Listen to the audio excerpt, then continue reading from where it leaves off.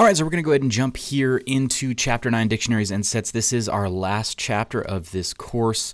I know it's been really, really fast. We've covered a lot of material, but I'm very grateful that you guys have hung on. We're going to see if we can move through this pretty quick. The dictionaries and sets are going to be useful if you move forward in object-oriented programming, and obviously on the sort of JSON emulation side, if you're going to be doing any web dev or any sort of data scraping or web data access or anything like that, or creating APIs or whatever.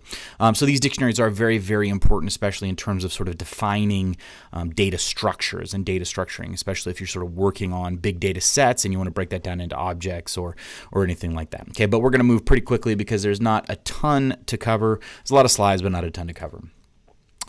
So in this particular chapter, we're going to be covering dictionary sets, and we're not going to actually go over the serialization of objects. We're just going to kind of cover dictionaries, mostly dictionaries, a little bit on sets.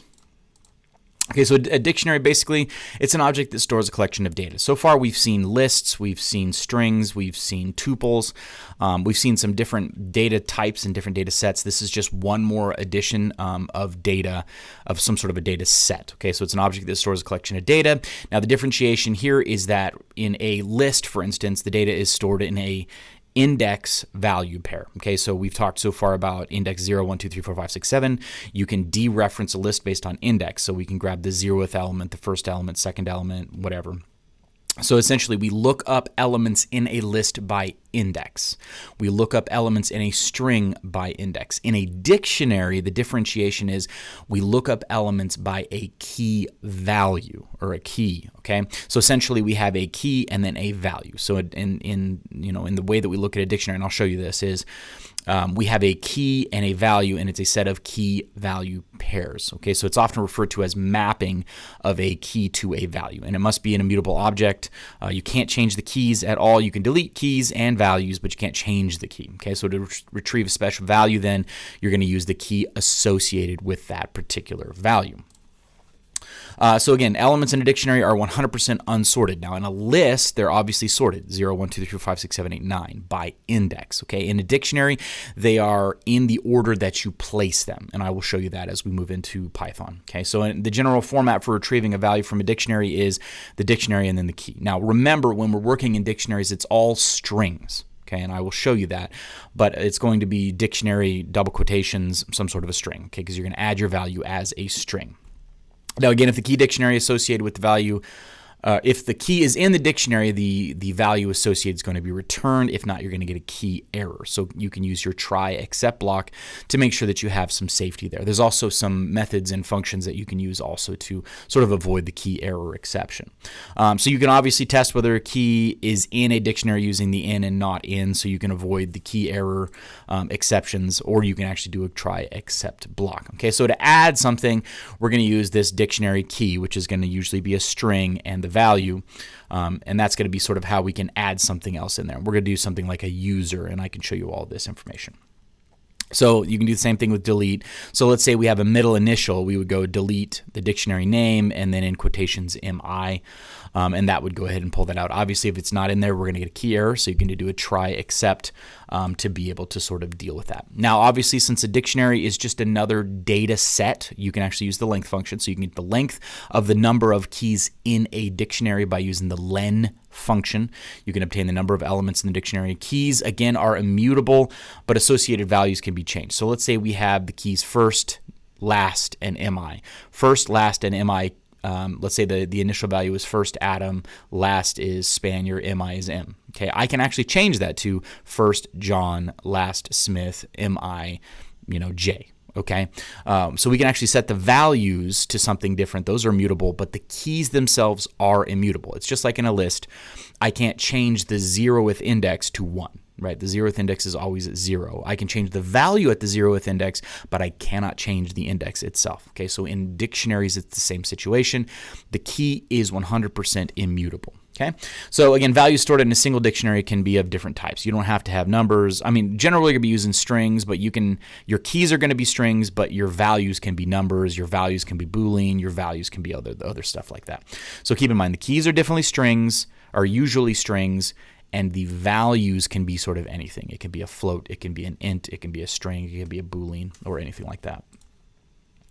So to create an empty dictionary, what we're going to be using are these little curly braces. Okay, so far we know a list is the square brackets, right?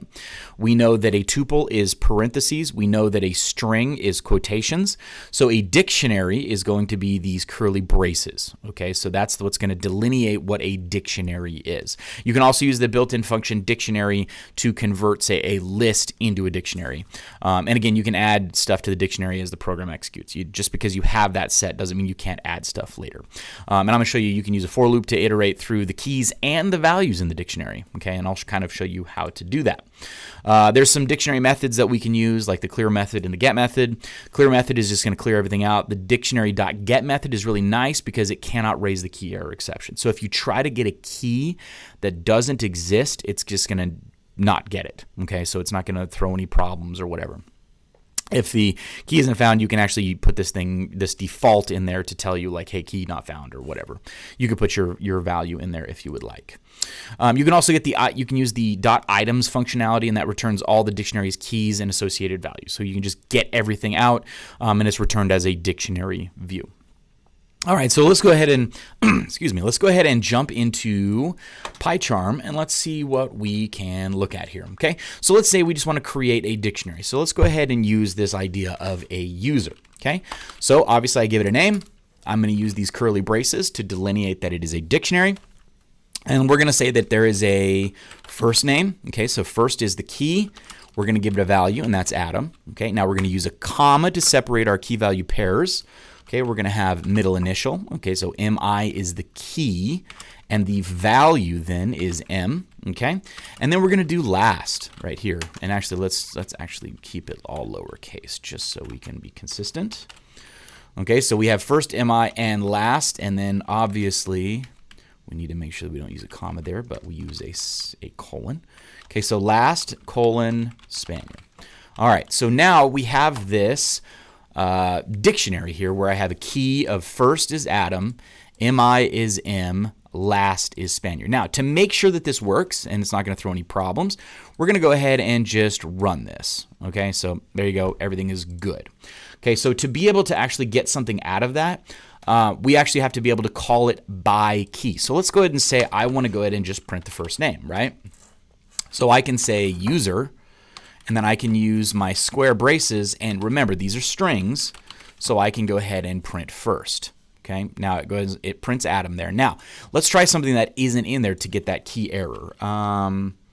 ID. Why don't we just print ID? Now you're going to see that we're going to get a key error because key error ID doesn't exist in there. Now, one of the cool things that we can do with this is we can use an if statement if we want to go ahead and longhand this. So if ID in user, then we can go ahead and print user and make sure it's a string, user ID. Okay, now we can also just do an else, right? Print not in, dictionary. Okay, so now obviously since ID isn't in there, we're going to get not in dictionary. Now if we went ahead and put first in there, it's going to go ahead and print first. We got to change it here as well. Here we go. So now it's going to go ahead and print first. We can also do MI, right? And we can do that. So we can get the middle initial, so on and so forth. Okay, so you can use in and not in. You can print it by ID, but remember all of these, or by key, but remember all of these keys are strings. Okay, now to add a pair, let's say we want to add ID in here. Okay, so let's say that we want to go ahead and add a user ID. So what I can do is I can actually use user. I can give it the key here. Okay, so user, I'm adding the key, and now I'm going to go ahead and set that value to some number. Okay, so now if I go ahead and print user ID, it's actually going to give me a value because I put an ID in there, 1, 2, 3, 4, 5. Okay, so you can go ahead and add all kinds of different stuff. Like I could add user, let's say phone. Okay, and I can set that to 1, 2, 3, 4, 5, 6, 7, 8, 9, 0. Okay, like I can set that up, and generally I'm going to use them as strings because that just cleans everything up for you. Okay, so again, now that I've added that in there, I can go ahead and print user, and then remember all the keys are strings, and there is phone. So there you go. Now you can see the way I have a phone number there as well. Okay, so you can delete these using the del button, or not the del button, the del keyword. So I can just do del user, and let's say I want to delete that phone, so I can just use the key to delineate which one I want to delete.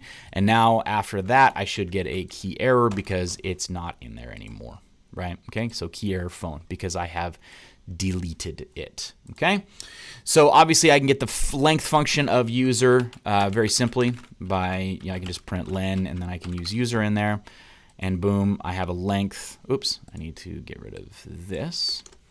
There we go. So I can get the length of it. It's 4 because I had 1, 2, 3. I added ID, I added phone, but then I removed phone, so I should be 4. Okay. Now again, as we're looking at this, you can actually, all keys are strings. All keys are strings, but the values don't have to be a string, right? So I can actually do user and let's say age, right? And I can actually set that to some arbitrary age, right? And that actually works. So I can actually print user, and then I'm going to print age, and it'll actually print, oops, I gotta make sure it's lowercase. It will actually print out that age for me, okay? See that? All right, so you can have like integers, you can have strings as values, but all keys are strings. So it's important to remember that. Now, if we want to just sort of loop through this, the cool thing we can do is we can do a for loop, so for key in user. And just so you can see, if I do key, it's actually just gonna print the key out for me, right?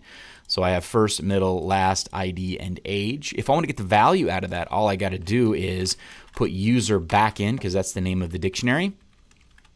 And then I can use my square braces here to go ahead and print the values out. Adam, M, Spanier, 1, 2, 3, 4, 5, 37. Okay, so you can see how you can use a for loop to be able to really get all the information out of there. Now, sort of rounding out this video, we can clear everything out. We can also get stuff. So let's just do a get method. So we're going to use user.get, and then what we're going to do is we're going to throw in age. And then a default is does not exist.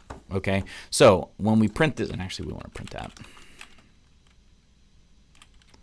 Okay, so the cool thing about that, it's going to do the same thing as this, user age, but it's also going to make sure that we don't get a key error. Okay, so I printed 37 here. Now, if we try something that doesn't exist in there, like address, I'm going to get the default, which is does not exist. Okay, so you can see now I did a user.get. It didn't find that in it, so I'm going to go ahead and get that default value because address doesn't exist as a key in that dictionary. Now you can also clear it out, and if I clear it out, user.clear, essentially what I'm going to get is a totally empty dictionary. So now if I print the length, len, of that user, I should get a 0. Okay, so now it's totally empty. All right, so those are the initial sort of bits and pieces about it. Oh, one last thing, the items. And I wanted to go ahead and show you the dictionary.items. So you can actually do, and let's do it before the clear so you can see everything. So print, the dictionary name is user, and I can do items. Okay, so what that's going to do is it's going to go ahead and just spit out all the values in there. Okay, so dictionary items, first Adam, MIM, last Spanier, ID 1, 2, 3, 4, 5, age 37. Okay, so you can use the dot notation to access the items in that dictionary. All right, so on the next video, we're going to jump back in, continue on, hopefully finish out our dictionaries, and then we'll continue on from there.